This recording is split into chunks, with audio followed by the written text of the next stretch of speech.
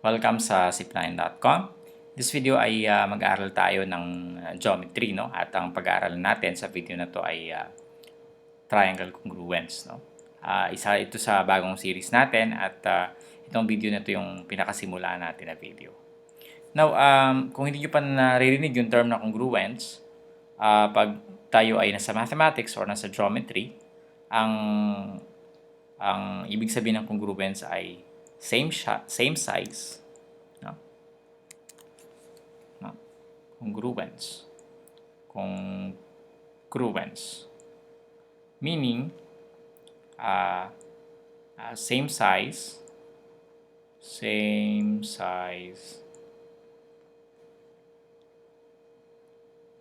this is noun, congruent pala. So gawin nating ano siya, adjective. Congruent means same size and same shape. No? For example, yung dalawang triangle dito sa kabilang window, paano mo ba sila malalaman kung congruent? For example, may panyo ka, no? Or a piece of paper, triangular piece of paper. Paano mo ba malalaman pag sila ay congruent? Ibig sabihin pareho sila, pareho yung hugis, pareho yung laki, no? So I think ang pinaka-logical na magagawa natin is to superimpose, no? Or pagpatungin natin sa Tagalog, no? Pagpatungin natin. And you'll see that if you can superimpose, o pwede nating pagpatungin such that the two shapes exactly fit, then they are congruent, no? Pag eksakto yung pagkakalapat, walang sobra, walang kulang, tapos hindi para silang identical, hindi mo makikita yung kabila kasi nasa likod, then we can say that the two, at least in real life, makikita natin that the two shapes are congruent. So for example, dito yung triangle TMH and triangle ABC. Pag pinatong natin yan, mukhang congruent, no? Assuming na congruent sila, ano napapansin nyo? Siyempre, pag congruent, may mga magkakapatong na sides yan, no? Magkakapatong na angles, no? So, for example, yung angle A, saan siya? Sino yung kapartner niya? Sino yung kapartner ng angle A? Angle M, no? Diba? So, angle A, ang tawag natin dyan, angle A, corresponds to angle M. M ba yun? Okay, angle M. No? Ito sa triangle ABC ito, no? Also, angle T, sa ABC tayo nagsimula, so dapat sa ABC muna tayo magsimula dito sa kabila. Angle B corresponds to angle T. And lastly, we have angle C corresponds to angle H. No? Okay, so sa mathematics, ang symbol dyan is yung parang double-headed arrow. No? Pag ibig sabihin nito, A and M are corresponding, angle A and angle M are corresponding angles. No? So these are the corresponding angles. No? Siguro dito natin ilagay sa taas para meron tayong space for our symbol. Okay, so these are the corresponding angles.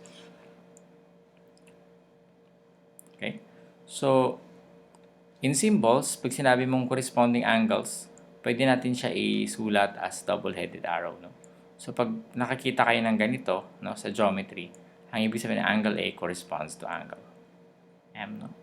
And angle B corresponds to angle T.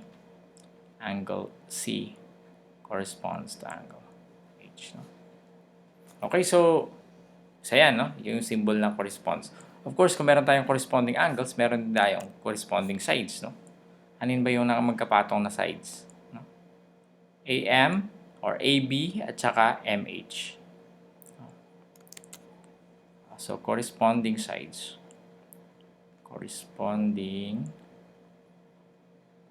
No? So, we have AB side AB corresponds to MT corresponds to MT. Dapat pareho yung direksyon ha, hindi pwedeng AB tapos TM. Dapat pareho yung kaya kasi nga tinitignan mo rin yung angles na correspondence ng angles, no? So ibig sabihin pag angle AB is congruent to angle MT, ang angle A mo ay ang ano niyan, ang corresponding angle niya itong angle M. Otherwise, hindi siya, mali siya, no? So dapat kung ano yung order ng naming mo dito, ganun din yung order ng naming mo dito. So angle BC, pag BC naman, ganun din, TH din siya dapat. So side BC corresponds to side TH. And lastly, what else? Side AC, no? Corresponds to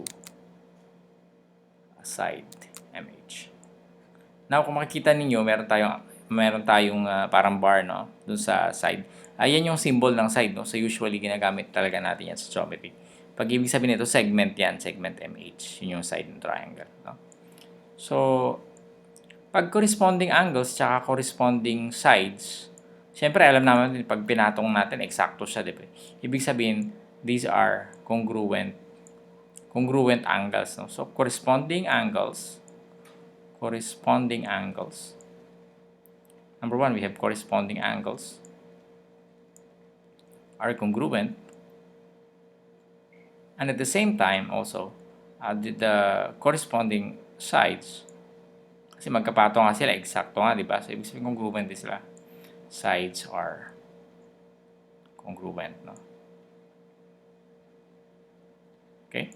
So yung congruent, yung symbol na congruent, ang symbol natin dyan ay yung parang equal sign, tapos meron tayong kulot sa taas, no? Pag sa geometry, yan yung symbol natin na congruent. So here, pwede natin sabihin that A, no?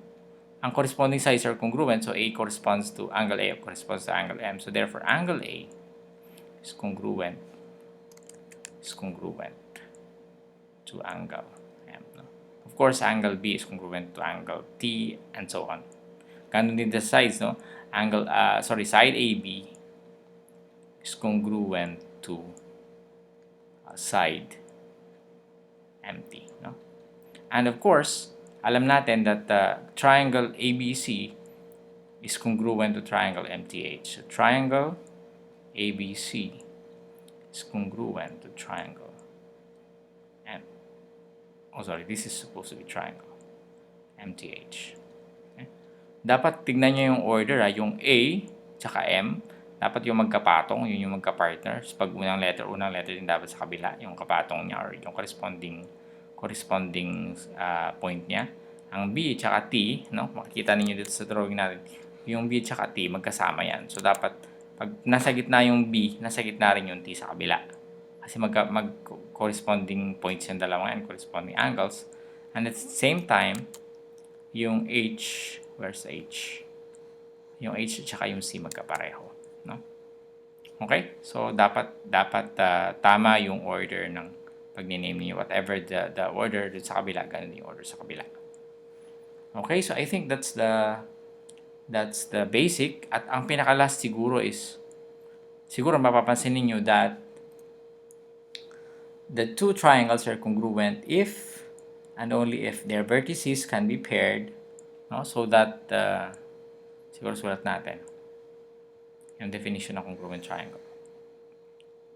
So ang pinaka-definition natin,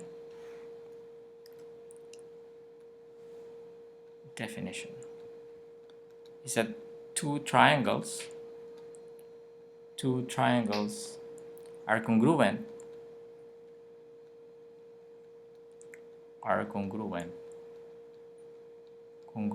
if and only if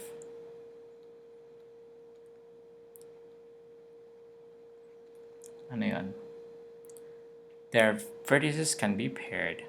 So, pwede mo i-pair yung vertices, ibig sabihin pwede mo sila pagpatungin. Vertices can be paired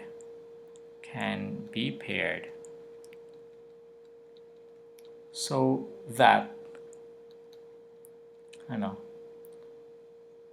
the corresponding sides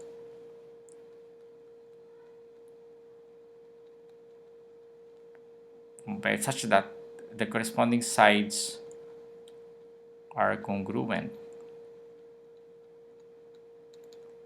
and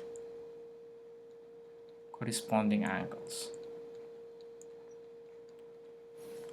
are congruent. Ibig sabihin, kahit may isa ka lang angles dyan na hindi congruent dun sa kapartner niya, ibig sabihin hindi na congruent yung triangle, no? Kasi corresponding sides are congruent. Ibig lahat ng sides niya congruent dun sa kapartner niya. And the corresponding angles dun ng kapartner niya also dapat congruent, no? So, are congruent. Okay? So, yun yung pinaka-definition natin ng two triangles that are congruent. No? So, of course, 3 pairs of sides and 3 pairs of angles, dapat congruent sila para sila ay makonsider na congruent triangles. Okay, so maraming salamat. Gusto ko kayong imbitahan sa sipnayan.com. Nandun yung ating mga listahan ng videos. Bisitahin nyo para makita nyo kung ano pa yung mga pwede nyo pag-aralan. Maraming salamat and see you in the next tutorial.